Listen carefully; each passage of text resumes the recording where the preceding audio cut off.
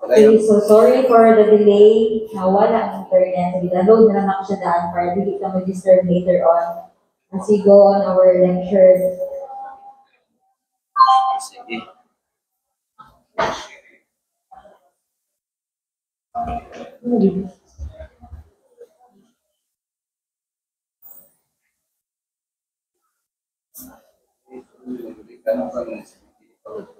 PDF store? PDF.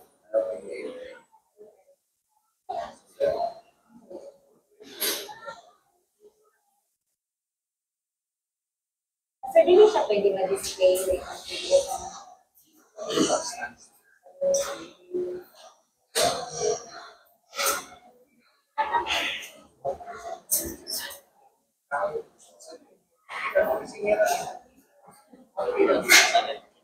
Dikit ko na eh.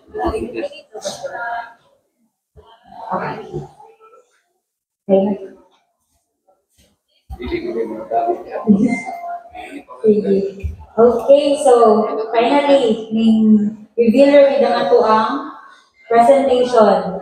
So ang ato ang title for our presentation this morning would be Nutritional Management for Kidneys, Supporting Kidney Function through Tailoring Nutrition. So our learning points will be functions of the kidney, importance of nutrition in kidney health, the type of kidney diseases, risk factors, diagnosis, treatment, and management through nutrition.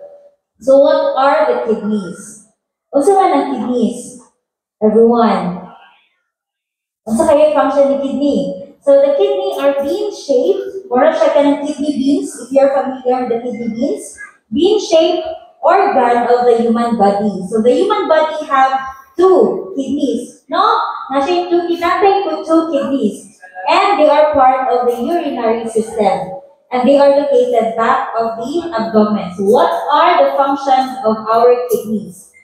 So ang ato ang kidney would help our body excrete waste products and toxins.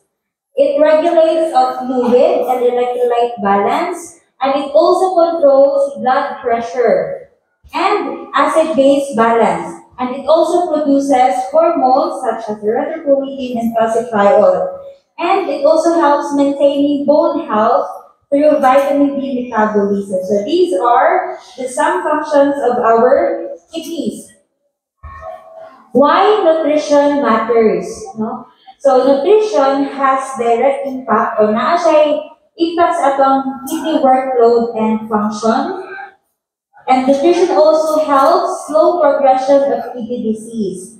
So through nutrition, it would help our kidney to be at ease no sa iyang workload. So dakong trabaho or dakong part ng atong kidney sa tuang body.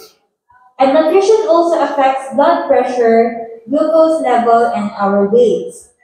Nutrition also improves our quality of life and health outcomes, and it reduces complications and hospitalizations.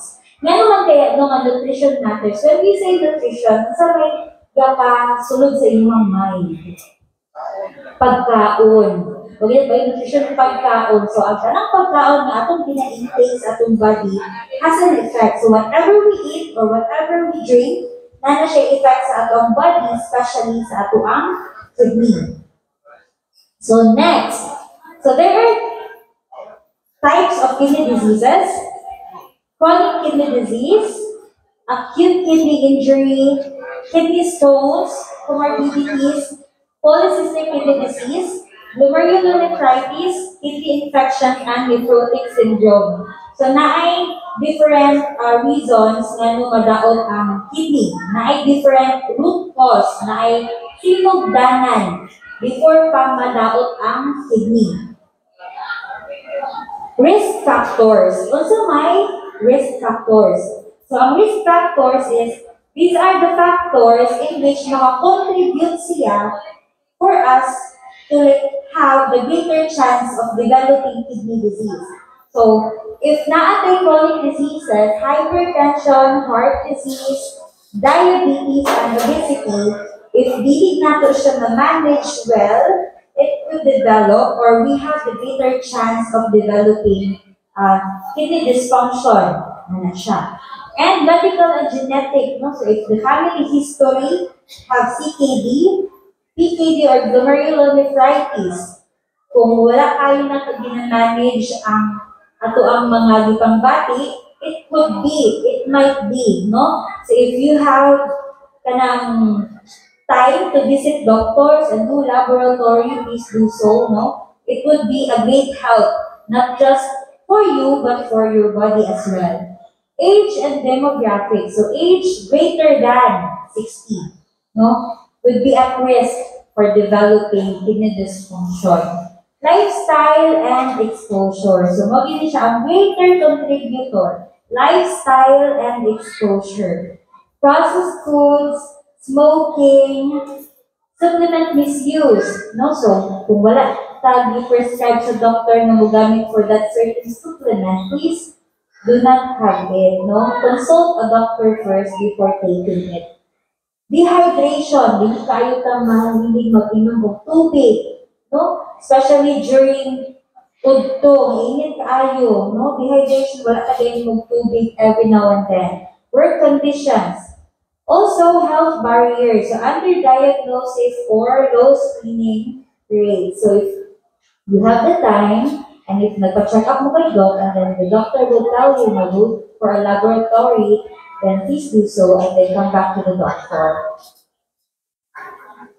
So, diagnosis. So, these are just the tests may undergo para ma-consider or para malantaw of how are your kidneys doing, kung kamusta ang ato ang kidney. So, for blood test, it would be the creatinine. So, ang kanya siyang diri banda,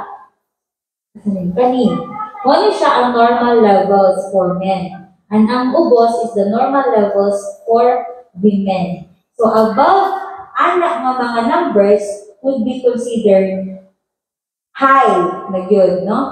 And high blood urea nitrogen and low GFR. So, muna siya ang gina-consider when having blood tests. For urine test would be proteinuria. What is proteinuria? Presence of protein in urine. Hematuria would be the presence of blood in urine. And for deeper analysis would be the imaging and the biopsy. Pero most commonly, kaning blood test or urine test. So, treatment and management. Madali ka kayo na sa treatment and management. So, unsa may pamaagi para ma-manage nato og kayo. Number one would be lifestyle modification. So, when we are talking about lifestyle, unsa man kaya inyo ma-consider pag tag lifestyle, unsa man ang atong angay nga mga i-consider. Number one, pagkaon. Atong ginabuhat, ginainom, ginakaon, how are we in our, kung saan nato ginagamit ng atong body.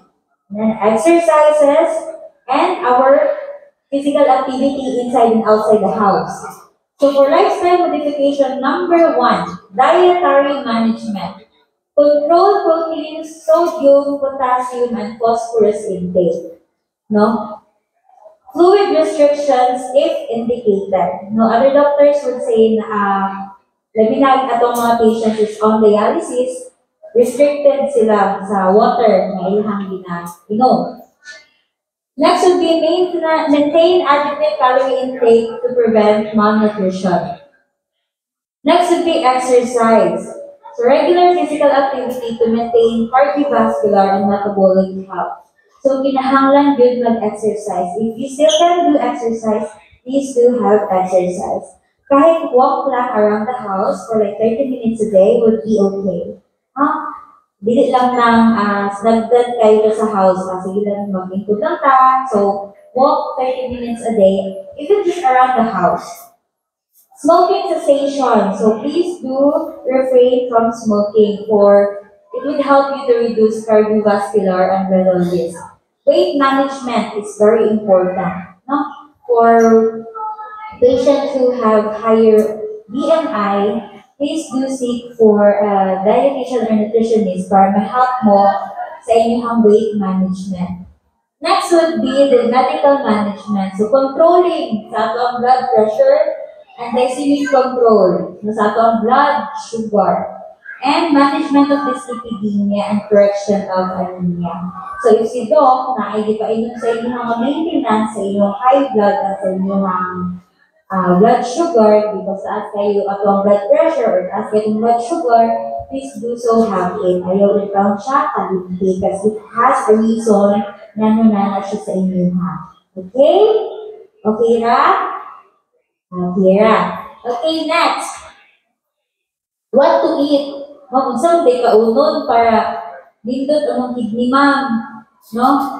So, i-evaluate na to. Isa man atong pinakaon previously. Kung napabata sa right track.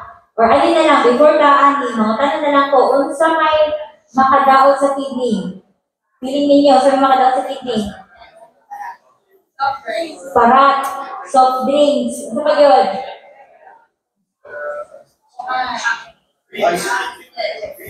Beans naman, sir. Ano pa yun? Pork na si ma'am. Sa pag-ilain do you think na makadaot sa kidney? Hard drinks. So, mo to ang inyong thoughts na makadaot sa kidney. Let's find out if it's true or not. So, renal diet. Sa atong hospital, when our patients have kidney dysfunction or a CKD patient or chronic kidney disease patient or on dialysis patient, we have this renal diet. What is the purpose of our renal diet? It is to limit waste built up from protein and electrolytes, control blood pressure and blood sugar, manage the fluid balance, and prevent malnutrition and slow CKD progression. Now, renal diet would help our patients, especially those who have kidney dysfunction, may really burden ang ilahang kidneys. Okay, as what I have said, whatever we eat, whatever we drink, our kidneys would be the one to filter it out. So kung dili na-filter ang ayaw ng kidney and we are drinking everything we can, we are eating everything we can without knowing kung sa effect adto, that would be hard for our organ. No? So we will figure it out kung unsa man o unsa kadaghan. Kung unsay pwede o unsay dili pwede. So for renal diet, these are the nutrients nga ang gina-look into. Yun, gina-focus. Protein, sodium, potassium, phosphorus, fluids, and calories. Protein. Waste products accumulate if kidneys cannot filter. Ang kidney nato, if burden na siya and slowly galus na siya sa iyang function, more intake of protein can burden the kidney. That is why if a patient is on the CKD stage pa, starting stage pa lang, ginapa-limit ang intake of protein. But it would be different if a patient is on dialysis. It should have greater intake than those wala pa na dialysis. Yan kaya. Okay, when the patient is on dialysis, of course, ang atong machine would help excrete those waste from the body. No? So it includes the nitrogenal waste. Ang nitrogenal waste, ika na siya sa protein content nga itong ginakaon. Next would be the sodium. Sodium affects our blood pressure and fluid retention. So, nasa may nabalaan kung naay high blood, nasa may bawal sa high blood. Kung taas ang blood pressure, nasa may bawal na pagkaon. Maalat. Asa man di ka ng mga maaalat na pagkaon? Bulad. Ano pa? Ginamos. Ano pa dyan? Chicheria. Kaso yung bulad o ginamos, makikita ng pamahawon. Pero if you're getting older and you have like high blood pressure, please do limit those type of foods. No? Okay, taas kayo na siya og asin content. Not just pulad, toyo as well. And the other mga condiments like seafood mix, balik sarap. Taas na silang sodium content. And the processed foods. Mga na siya ang tagtaas of sodium content. Pancit canton or any noodles have high sodium. So, Next would be less than 2,000 milligram a day ang allowance for sodium intake per person. And that is 1 teaspoon of salt a day. So imagine if nikaon mo or ni-intake mo og isa ka tablespoon na toyo. Ang 1 tablespoon sa toyo have 1,400 milligram of sodium. So ang allowance is 2,000 lang. Kanya kay dahil man magsawsawan ng toyo, kanya nahulog ang isa ka kutsara. So nahulog na ang 1,400 milligram na allowance in just one intake lang. Ana. So be cautious and be careful of what you eat and kung sa tong inyong gisagol sa inyong pagkaon. Next would be potassium. So high potassium or high levels of potassium causes heart problems. Limit if the serum potassium is elevated. So, ang potassium na ito, makita na siya kung magpa-laboratory ka. And phosphorus. So, high levels of phosphorus weaken our bones and harm vessels. Limit should be 800 mg to 1,000 mg per day in late CKD. So, na-limit ang bawat nutrient na itong ginapasok sa itong lawas. Next would be fluid. So fluid retention in late CKD or in dialysis patient. Kaya bitang magmanas or pupong ay siya. Ang cause is either taas ng sodium intake and taas ng fluid intake. The more na mas taas ang sodium inside sa body, the more na bumitan nila ang tubig inside sa body. And ang iyahang mechanism. So our doctor would say na for those patients on dialysis or for those patients na on early stage of CKD pa lang, pinapalimit ng water intake. It could be 1 liter or less than a liter a day. And kung palimit mo kayo ng water, atin na diha ang sabaw, juice, isa pa na ginainom ng water na to. Including na diha sa inyong 1 liter na allowance. Hina na siya. Calories, to prevent catabolism and support weight goals. So for patients who is experiencing kidney dysfunction, dapat yun mo kaon, hindi pwede ng hindi mo kaon, ha? Ano na siya ka ng wrong understanding ng hindi mo kaon, mahal mo kaon, kaya bakit mo taas ang laboratory results, hindi na siya pwede. Na ay mga right amount of food na angay kaonon, na po yung mga dili angay kaonon. So please do have visit a registered nutritionist dietitian para mas mag-guide mo kung sa kadaghan, kung sa angay o dapat kaonon. So for sodium content of our food, recommend your low sodium content would be on the left side and to avoid is on the right side. So for low sodium content ng mga pagkaon nato, ato fresh fruits, vegetables, and steamed veggies, no, are very low in sodium. Except na lang, ubigisan ninyo, gabigitan ninyo ng toyo. So generally, fruit and vegetable are very low in sodium. Depende na lang kung pagluto ninyo, ubig sa yung gisagol. Say for example, mangga, gisagulan na ito toyo. Is it considered high sodium or low sodium?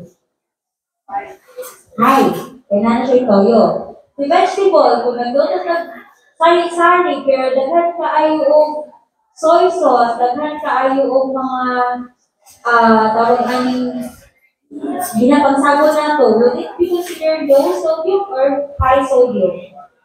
High. So, ang low sodium would also fresh green meats and seafoods, the whole grains and unsalted legumes, unsalted nuts, healthy fats, and peanut bread if dili siya or wala siya toyo. Ang high sodium content ng mga food na to is ang atong soy sauce, ang atong fish sauce, or hindi tawag natin sa Tagalog ng fish sauce, patis. Patis and ginamos. Ano siya. And also our canned sardines are very high in sodium. Soups. Ito may mga soup sa Caribbean, very high in sodium.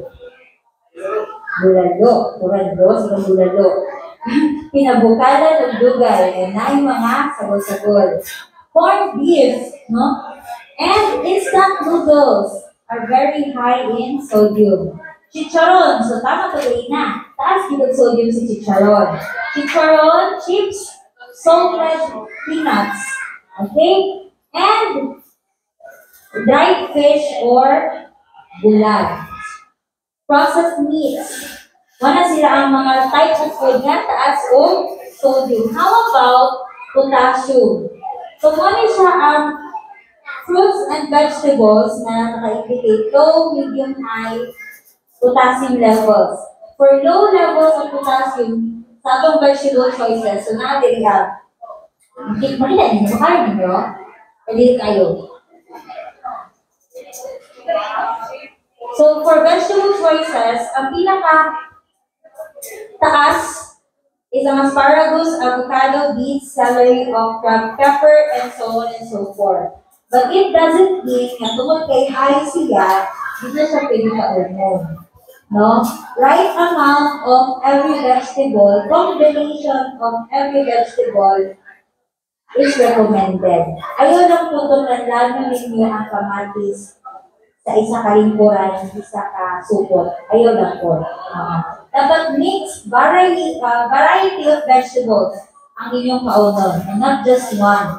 Para po mag-combine ang nutrients na inyong makaon sa inyong body. Next would be the potassium content of our fruits. So we have fruits that are very high in potassium. Banana, which is very common.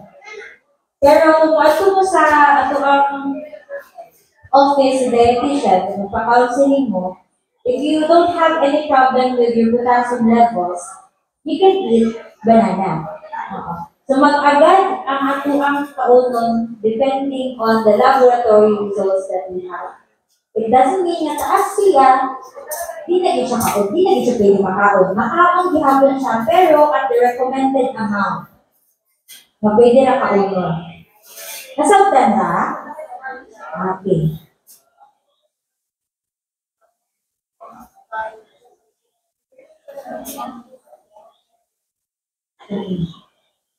So next would be the phosphorus.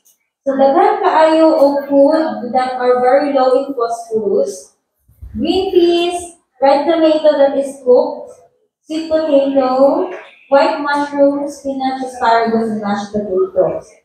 So these are the low, the medium, and the high. Ang high amount of phosphorus can be found in cheese. No? Itaas na siya phosphorus content ng cheese. For potassium levels of vegetables, na ay tactics para maubos ang potassium levels sa vegetables. Inyo siyang lutuon in a way na inyo siyang i-blanch, inyo siyang i-boil, you discard the water, and then you cook it again. In that manner, maubos ang potassium levels sa vegetables. Okay? Okay. So diet plans for different stages. Now, if a patient have kidney dysfunction, for early stage of CKD patients, we recommend low protein diet, and fresh produce and unprocessed food. Fresh produce, which means to say, kanang mga gulay na gikan sa market o prutas na gikan sa market, ang gina-recommend na ipakaon, and not those mga processed or nasa can ng mga type of food. Maintain normal fluid intake unless advised otherwise. So water is very important. Kung palibig ni Doc o less than 1 liter per day ang patient, then less than 1 liter per day ang atuang tumanon. No? Including sabaw, water, and milk if you are taking milk. So for dialysis patient, we recommend high protein diet to compensate those protein loss during dialysis. Strict fluid control to prevent swelling and high blood pressure. So by ang atong dialysis in a week, for those patients na undergo the dialysis, not every day man. It's either 2 times a week or 3 times a week. So it's important na i-medyo ninyo ang inyong water intake Okay, para pag abot si dialysis, dili kayo daghan o i-draw out o water sa inyong body. Okay? Just so in case na may kailangan ng dialysis. Okay? Para mas matabangan ninyo sa understand nga, please do limit your liquid intake. So, liquid, tanan water na yung mainom. Ano siya? For kidney stones patients, increase fluid intake unless restricted. And reduce oxalate-rich foods such as spinach, chocolates, and our nuts.